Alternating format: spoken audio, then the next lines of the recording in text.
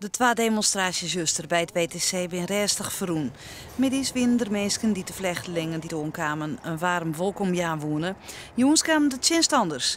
De vluchtelingen wieren al hier op binnen doet de tjin-demonstratie begon. Zo'n 40 mensen maken haar een ongenoegen duidelijk over de komst van de vluchtelingen. Alhoewel het ek van het eigen volk net elke niet welkom weer. Waarom moet in heel Friesland? Het spijt me, maar zou jij deze demonstratie willen verlaten? Het is onze demonstratie, dat is niet jouw demonstratie. En dan laat ik jullie. Wat is dat dan? Het is wij vanmiddag jullie met rust gelaten. Vanmiddag hebben we iedereen met rust gelaten. Of de meeste weet je wel wat hierop staat? Ja, welkom in Friesland. Nou, dankjewel. Het liep het een lieds misverstaan. De mensen kwamen met vlagen en leuzen, eigen volk eerst. Eigen volk is! Eigen volk is! Eigen volk is! De organisatie wil net met u praten, maar de deelnemers wel. Het zal niks helpen, denk ik hoor, want ze doen toch wat ze doen. Maar je moet je stem wel laten horen.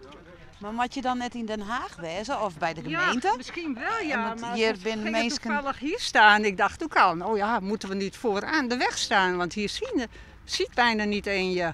Dat die mensen, de buitenlanders, alles maar krijgen en onze eigen volk, die worden in een verdomd hoekje gezet. Overal mee. En waar baseert u op dat de buitenlanders alles krijgen? Ja, die krijgen hem alles. Wat krijgen ze dan? Ze krijgen de woningen krijgen ze al toegewezen. Ze lopen hier met smartphones, ze krijgen nieuwe fietsen, ze krijgen alles. De vluchtelingen zelfs gaan niet vernaam van de demonstratie. Burgemeester Kronen is tevreden over het verin.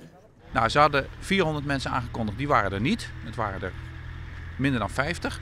Maar ze hebben zich ook prima gehouden aan de afspraken voor veiligheid. Dus ja, iedereen heeft zich respectvol gedragen binnen zijn eigen opvattingen. Dus daar ben ik ook blij mee, is goed gelopen.